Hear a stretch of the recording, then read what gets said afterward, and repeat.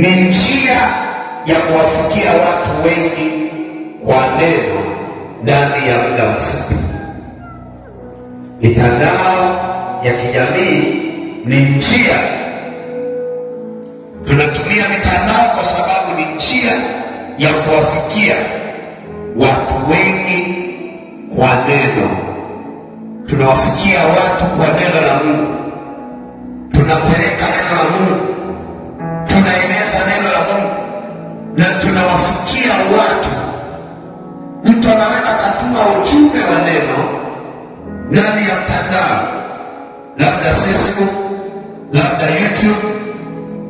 Ndani ya siku moja wameshaangalia watu labda 10,000.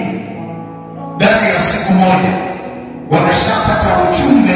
Ndani ya siku moja watu 10,000 au 100,000 au 20,000 au 50,000 na kadhalika. Maanake wale watu 50,000 au 10,000 ingekuwa kwa namna ya kawaida asingeweza kuwafikia na ule ujumbe, lakini kwa sababu ujumbe kwa njia ya mtandao unawafikia wengi kwa muda mfupi. Kama una neno lako, una ujumbe, unaweza kuwafikia watu kwa muda mfupi. Na kusema tunashua mitandao hii inafanya kazi ulimwengu mzima. Kwa hiyo wewe ukihubiri ukiwa hapa Tanzania, Songea na Kusega, ukihubiri neno na ukatumia mtandao, automatically mtu aliyeko nchi yoyote au mahali popote atapata ujumbe wako.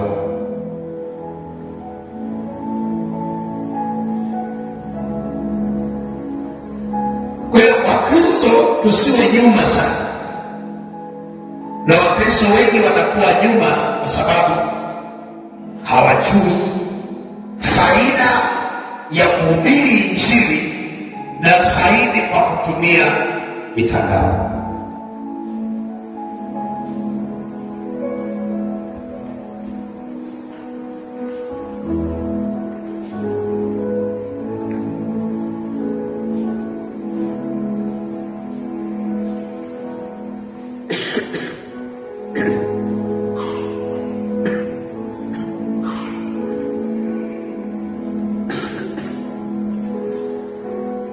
Kuna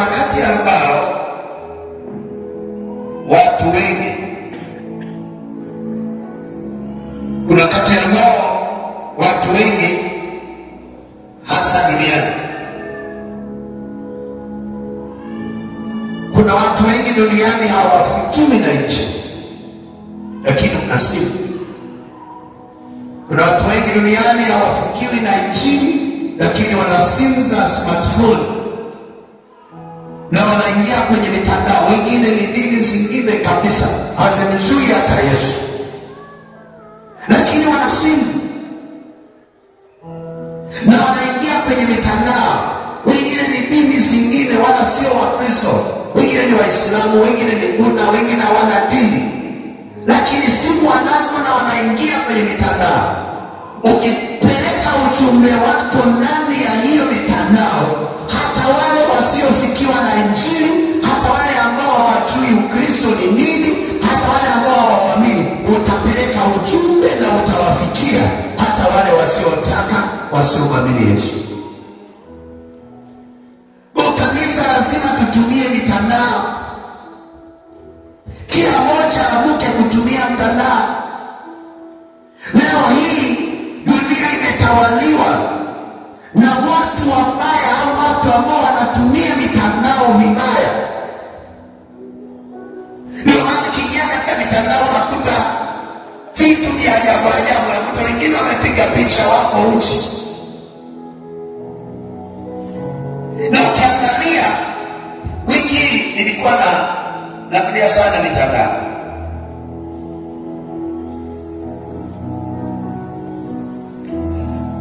Kila ukienda peji fulani,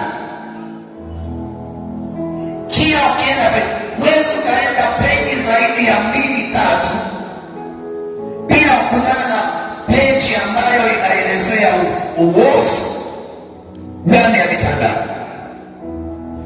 Wakati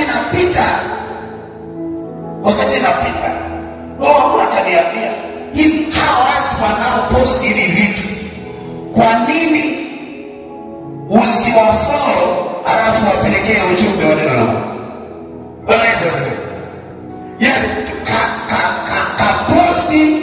Kaposti yuko kavaa uchi na nawalika watu ndani ya mtandao, ambia jamani, karibuni, yuko uchi, na hakuna mtu ambaye anamfuatilia amwambie ujumbe wa neno la Mungu. Kwa hiyo hawa watu wapo na wako kwenye mitandao. Ili tuwafikie kwa Injili, ni lazima tufanyeje? Ni lazima twende kwenye mitandao, na wao wanaoposti ujinga kwenye mitandao tuwafollow na tuwape ujumbe kwamba Yesu anaokoa, Yesu anawapenda. Lazima uache maisha yako ya dhambi, mgeukie Yesu. Dunia inakwisha na mambo yake yanakwisha. Ukikaa katika haya haitakusaidia. Ni heri ukampokea Yesu. Tupeleke ujumbe kwa watu wanaoposti vitu vibaya au viovu ndani ya mitandao. Kama nakumbuka nilikuwa nafundisha wiki zilizopita, nikasema hivi, Malkia wa Baalini ambaye ni wakala wa Shetani, ajenda yake ni kuchafua mitandao, ajenda yake ni kuchafua ulimwengu. Kila mtu achafuliwe. Anawatuma wadada ambao ni mademo worshiper kutoka Goshen. Anambia, nenda kwenye mitandao, hakikisha kila peji unaweka picha zako na wewe umefauti. Kwa hiyo ukiingia kwenye mitandao katana vitu hivyo, lazima ujue ni moja ya ajenda ya Malkia wapi wa Kuzimu, kwamba lazima dunia ichafuliwe, na sisi twende kwa wale wanaochafua dunia, tuwape Injili kwa njia ya mitandao. Haleluya! Bwana Yesu asifiwe. Kwa kwenye mitandao kila mmoja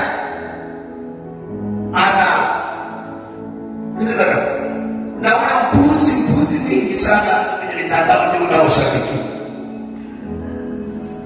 ndio unaopenda.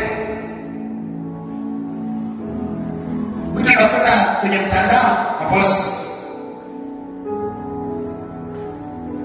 na sawa nao mwanza kwa mpuzi ni wanawake. Bwana Yesu asifiwe. Wanaongoza kwa upuuzi ndani ya mitandao ni wanawake. Uso mwanamke, sijawahi kuona wanaume kajipiga picha amevaa chupi, sijawahi ona. Ila wanawake ndio wamevaa chupi ndani ya mitandao. Haleluya! Si Yesu awaponye, wakombolewe kwa jina la Yesu. Hizi ni roho za Malkia wa Baalini ndio zimeingia wanawake, na waliotekwa zaidi ni wanawake na mabinti ndani ya mitandao. Leo mwanamke au binti haoni shida kuvaa uchi na yuko ndani, alafu anaenda wambia, kaka, unanitazama, namba yangu iko kwenye profile. Bwana Yesu anasema, naomba unitafute. Bila anasema natafuta mpenzi, bila anatafuta kunyoa. Pako najiuliza, mtu mpaka anakosa soko akanamua kutafuta wanaume na ndani ya mitandao. Wakristo tusipotumia mitandao kutangaza Injili, Shetani anaitumia 100%, na lengo lake ni kuchafua ulimwengu mzima kwa mabaya, kwa uzinzi, kwa uasherati, kwa mambo yote yasiyofaa. Ni lazima kanisa liamke, peleka Injili, peleka neno la Mungu, peleka klipsi za Injili, klipsi za mahubiri, klipsi za wasikie.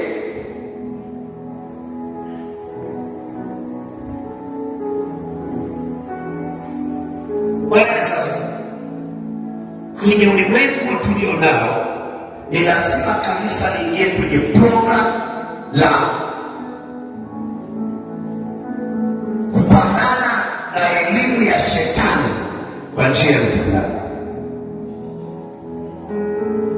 Elimu ya shetani ndiyo kama hiyo, anawapa watu, anawapa challenge watu, anambia nendeni fanyeni yani kila kitu kibaya. Hakikisha uko kwenye mitandao kuna mwanga upuzi tu wa ajabu kwenye mitandao, kwa sababu wengi wanapita kule, Wakristo wanapita kule, wachungaji wanapita kule, kila kitu. Mpaka wakati naangalia zile picha sasa, nikiperuzi kila nikikutana mwanamke anaeleza ambaye Mungu akaniambia acha waposti haya, alafu watu waangalie mpaka wachoke, alafu wakose watu wa kuwafuata. Haleluya. Kwa hiyo hivi ngoja nikwambie hivi, wewe ukikaa uchi siku nzima na wewe akawa anakutazama siku nzima uko uchi, si badala kuona kawaida? Bwana sasa, si badala kuona kawaida? Acha wanawake wafanye uchi kwenye mitandao ili sowereke na wanaume wataona kawaida kwa jina la Yesu Kristo. Nikasema postini wanavyotaka, lakini hiyo roho itapima na Yesu Kristo atatawala.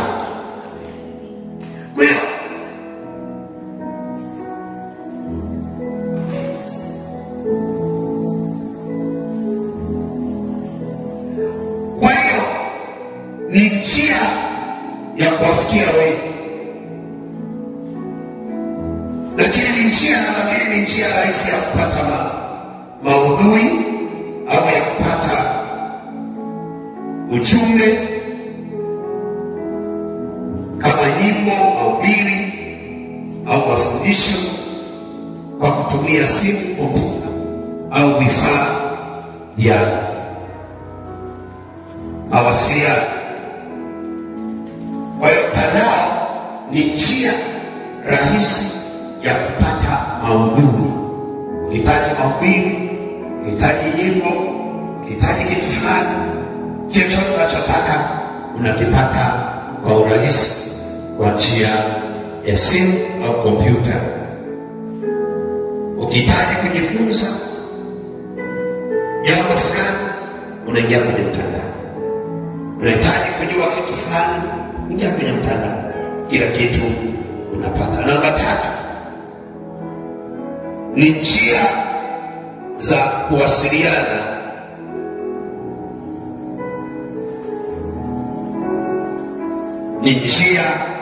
Mitandao ni njia za kuwasiliana. Mtandao kama tunajua unatoa njia tofauti za mawasiliano, kama vile matumizi ya majukwaa tofauti. Maana sisi tuna majukwaa 7 ambayo sasa tuyatumie katika habari ya nchi. Kwa hiyo majukwaa kama vile Facebook, Twitter, YouTube, Instagram, WhatsApp, hizi zote ni majukwaa. Kwa hiyo mtandao unatoa njia za kuwasiliana, na njia hizo zinakuwa ndani ya matumizi ya hizi haya majukwaa. Tunaweza kutumia Facebook akawafikia watu, akatumia YouTube akafikia watu, akatumia WhatsApp akawafikia watu, akatumia TikTok akawafikia watu. Kwa hiyo ni njia ya kufanya mawasiliano. Na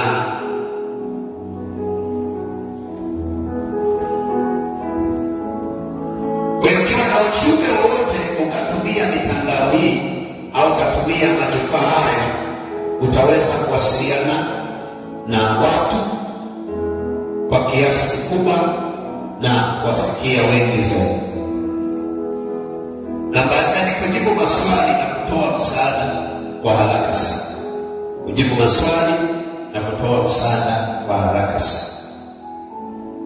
Ukitumia mitandao ni rahisi kutoa msaada au kuwasaidia watu. Inaweza kutoa nafasi kwa viongozi wa dini au wa kiroho kutoa msaada na ushauri, lakini kwa kutumia nini? Mitandao. Kwa mfano,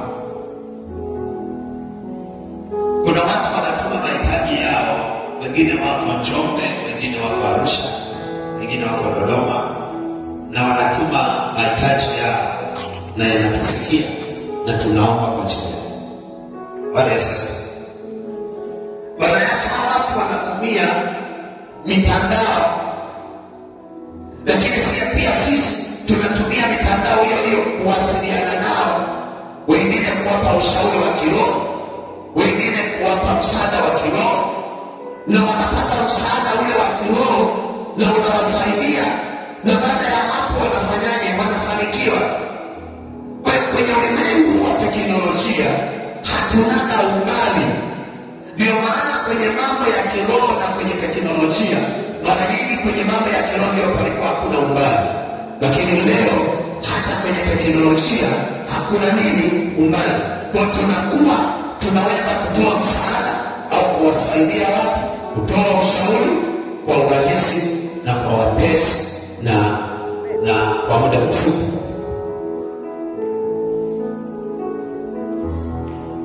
Namba 5 ni ukifikia kizazi kipya au vijana.